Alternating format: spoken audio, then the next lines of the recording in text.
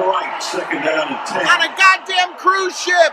This is the life. And he gets tripped up after he wins about 7 Seahawks. Lots of Seahawks fans here on the Crown Princess boat. And that'll make it 3rd and 3. Got the volume nice and loud. I think Clay Matthews was going to try and jump that. They did a little cross route. Look at that, look at that, look at that.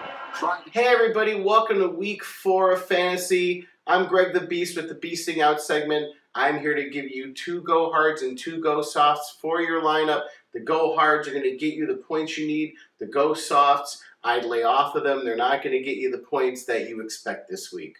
So my first pick this week, I really hate to go with.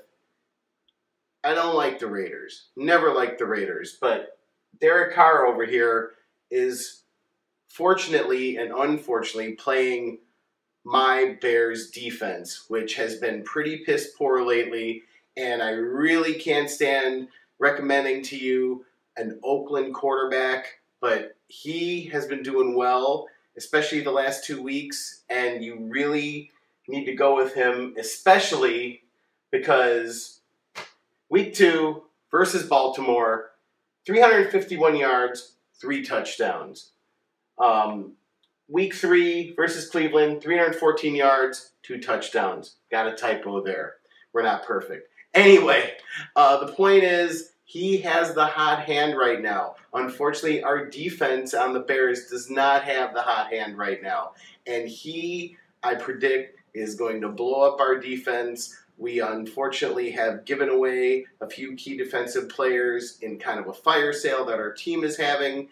And it's just going to be ugly. Bears D has been giving up the 10th most fantasy points to quarterbacks, and I just think it's a sure bet, and I think it's a slam dunk, and it pains me to say so, but you got to play this guy this week. My second go hard for you this week is Devontae Freeman over there on the Falcons, and I know I'm going to get a lot of grief of this from Prost because on the app, he's telling you that he is a one-hit blender. I don't think so. I have been watching Devontae Freeman since preseason, and between him and Tevin Coleman, it's been a battle at running back. So Coleman went down with an injury, and Freeman is really coming on. Week 2, 25 rushing yards, 34 receiving yards and a touchdown. The receiving yards is really what you need to look at. That's how you know somebody's emerging. Matt Forte is another one that comes out of the backfield, gets a lot of catches. That's your PPR right there. Those are your PPR points coming on. That's how you get points out of Darren Sproles, even though everybody thinks he's kind of weak.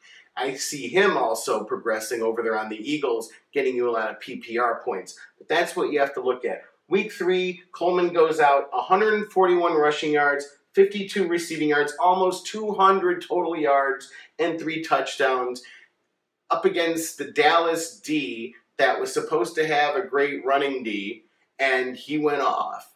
I mean, you need to run the trends. I'm sorry, Prost, but I believe in him, and I think this week when he's playing up against Houston, I just think he's hot. I know Houston has a really hard run defense as well, but you got to go with the trends. So let's go with our Go Softs this week.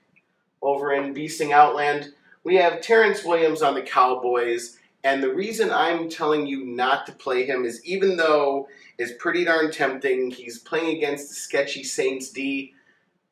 Because you have Dez out, because you have Tony Romo out, the Cowboys are going to go with the run. Randall, as you know, all of you that had Randall in fantasy last week, lost his mind, and that's just the strategy they're going to go with. They did it last season and other seasons when Bryant has had problems and issues. They hit the running game hard. That's why you DeMarco Murray fans knew I'm going to have gold right now. They don't trust Brandon Weeden. He hasn't been doing well. He hasn't been doing well at all. You have Brandon Weeden with 232 yards, no touchdowns. That's not good out of your quarterback. I mean, Williams against Atlanta last week, and they're a pretty piss-poor pass defense. Got 2 targets, no catches. That's bad. I put him in last week, and I thought I was going to get a ton of points, and I got nothing. So Dallas is going with the run. Don't put Terrance Williams in this week.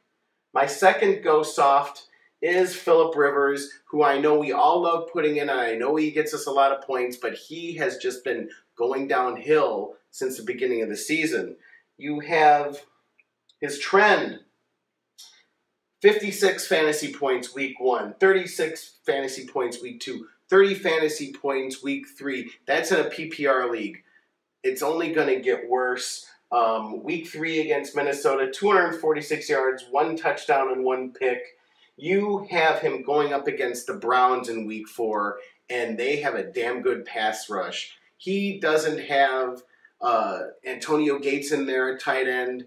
He might not have the backup tight end. It's not looking good there. That's usually Phillip Rivers' MO, to go to the tight ends, use his stop gaps. The running game has been over in Chargers land, so I would lay off Phillip Rivers this week. I'd lay off him for a few weeks.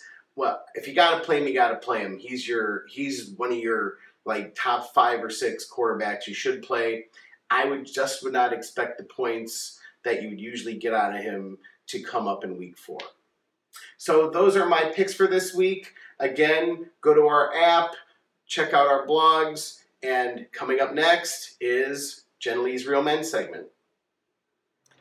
Hey everybody, Greg the Beast here at Big Balls Fantasy Football. You talk about fantasy football. This is a fantasy way to watch football here on a Princess Cruise. It's day 2 and I'm getting to watch it out on the sun, out on the deck. Look at this, look at this. Beautiful blue sky today. We had rain and crazy wind watching Sunday Night Football, but Monday Night Football, the Colts and the Jets has been great. I'm sitting here in my lounge chair on the deck. You can't beat this. I'll see you guys when I get back.